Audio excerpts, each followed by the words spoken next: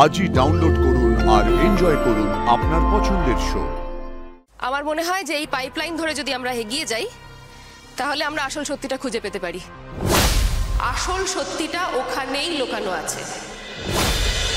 সন্দেহটা আমার আগেই হয়েছিল, কিন্তু হাতে কোনো প্রমাণ ছিল না, আর এই হলো প্রমাণ।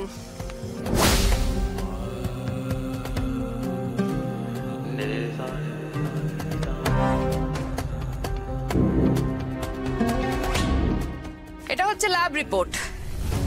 এই রিপোর্টে পরিষ্কার লেখা রয়েছে যে ভুবনপুরের জলে বিষাক্ত ধাতু পাওয়া গেছে। ধাতুটার নাম লেড। লেড মানে সীসা। একদমই তাই। কেউ নিশ্চয়ই ইচ্ছে করে এটা করেছে, ইচ্ছে করে করেছে এটা। তুমি সব জেনে বসে আছো, সব জানতা হয়ে গেছো। হ্যাঁ নিশ্চয়ই, সবটা তো নিশ্চয়ই জানি না, একথা ঠিক। আমি সব জানতা নই, কিন্তু এই ভুবনপুরে আমি বড় হয়েছি, এখানকার মাটি আমি চিনি।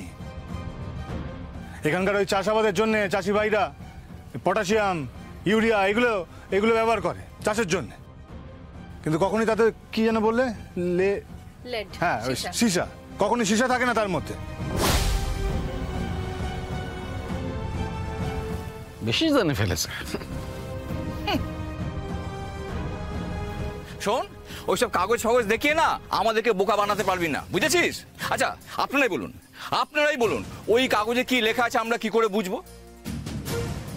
আর যদি কিছু লেখাও থাকে, সেটা যে এই জল নিয়ে পরীক্ষা হয়েছে তারই বা প্রমাণটা কি? প্রমাণ হলাম আমি নিজে গিয়ে ল্যাবে পরীক্ষা করিয়েছি। বাজে কথা, একদম বাজে কথা। কারণ জারিকেনটা তো ল্যাবের আগেই খোয়া গেছে। তুমি কি করে জানলে?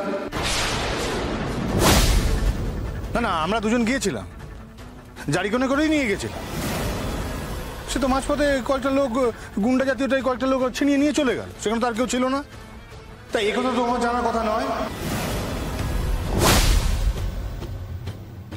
আর শুধু যে জারিকনে নিয়ে গেছিলাম তার কি প্রমাণ? আরো অন্য কিছুতেও তো নিয়ে যেতে পারতাম, বা গেছি হয়তো। তুমি কি করে জানলে?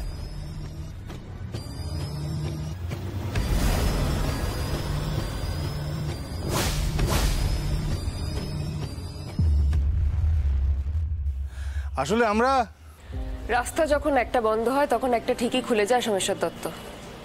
একটু সচেতন থাকলে সেই রাস্তা ঠিক খুঁজে পাওয়া যায়। তুমি কি বলছো পর? আমি বুঝতে পারছি না। বাড়ি থেকে বেরোনোর সময় যখন আমি বাইকে উঠছিলাম তখন আমি দুজন মানুষকে নোটিস করি। এই যে আমার দেখে মনে হয়েছিল যে ওনারা চাইছেন না যে আমরা জারিকেনটা ল্যাব অব্দি পৌঁছাই।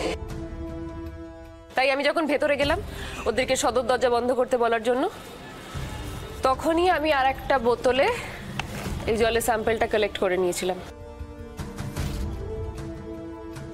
পারু, তাহলে তো ব্যাস ঠিক আছে, এবার প্যানপ্যানানি শুরু করো না, চলো দেরি হচ্ছে।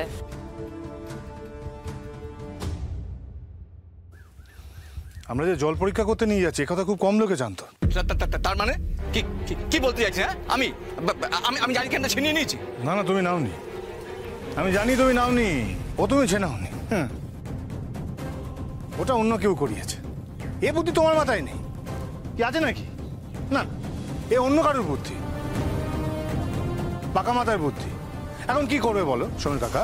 তুমি কানটা নিজেই বাড়িয়ে দিয়েছো, এখন কান তো ধরতেই হবে। আর তারপরে যার মাথা, সেই মাথাটাকে খুঁজে বার করতে হবে। কিসের কান, কিসের মাথা? আমি জানি আসল মাথা হচ্ছিস তুই। নিজের দোষ আড়াল করতেই সমীরের দিকে আঙুল তুলেছিস। রাজনীতির ময়দানে নেমেই নোংরা খেলা খেলতে শুরু করেছি। একদম ঠিক বলেছে। শুনুন সবাই আপনারা, এখন সোম ও প্রেসিডেন্ট হয়েছে। এখন প্রেসিডেন্ট হলে তো সমস্যার সমাধান করতে হয়। এবার ধরেন সমস্যা নেই, তা প্রতিকার কি করে হবে? তাই আগে সমস্যা তৈরি করতে হবে, তারপরে সমস্যার প্রতিকার করতে হবে। এই হচ্ছে রাজনীতির পুরনো খেলা। এমন তো হতে পারে যে ও নিজেই সীসা মিশিয়ে দিয়েছিল ট্যাঙ্কের জলে। বলুন আপনারা। হ্যাঁ, হতেই পারে। অসম্ভব। ট্যাঙ্কে সব সময় তালা দেওয়া থাকে, আর তার চাবি আমার কাছে থাকে। দাদা এই কাজ করতেই পারে না।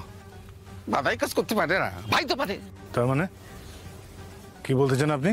অনেক সময় এরকম হয় না, দেখি যে দাদা সব কাজ নিজে হাতে করায় না, বাইরে দিয়ে করায়। তেমনই তো হতে পারে যে ভাই করেছে কাজটা, কারণ ভাই নিজে মুখে স্বীকার করলো কিছুক্ষণ আগে। তাই এবার ভাইয়ের কান টানলে ওই দাদার মাথা আপনি চলে আসবে। তার মানে আমাদেরকে মারার চক্রান্ত করেছে এই সরকারি বাবু। আরে তোমরা দাঁড়িয়ে আছো কেন? হ্যাঁ, আরে মারো এটাকে, মারো।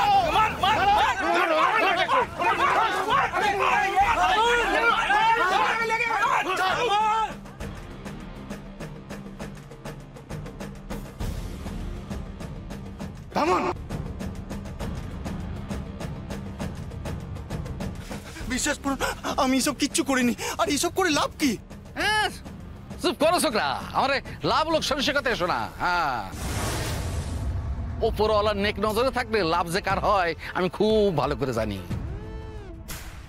আর তোমার উপরওয়ালাটাকে, এই যে তোমার উপরওয়ালা। হ্যাঁ, তাহলে আমরা সবাই মিলে বলি ওই উপরওয়ালার পদত্যাগ চাই, পদত্যাগ চাই, পদত্যাগ চাই, পদত্যাগ চাই। পদত্যাগ চাই, পদত্যাগ চাই।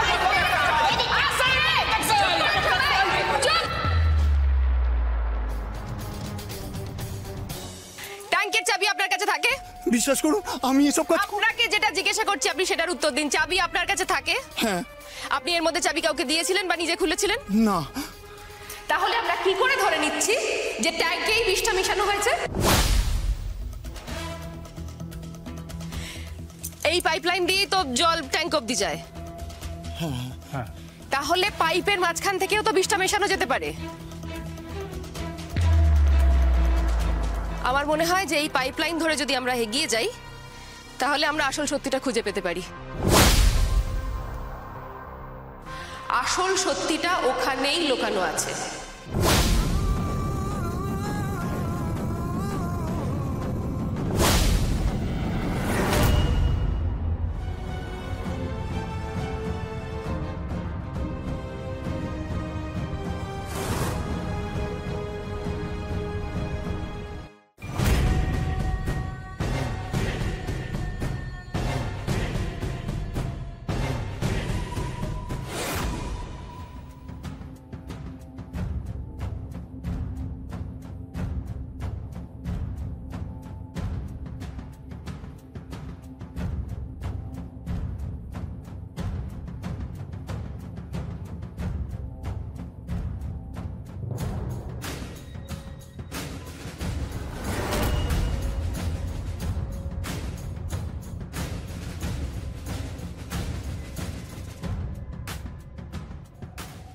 এই মাটিটা তো আলগা মনে হচ্ছে। একদমই তাই, এই মাটি পুরো জোরে। 2-3 জায়গায় খোলা আছে। হ্যাঁ তাই, খুব জোর হলে 2 থেকে 3 দিন এই মাটি খোঁড়া হয়েছে। এই এতটা জায়গা জুড়ে খোঁড়া হয়েছে, এই তো পা ঢুকে যাচ্ছে, মাটি এখনো নরম। তার মানে আমাদেরকে খুঁড়ে দেখতে হবে কেন খোঁড়া হয়েছিল।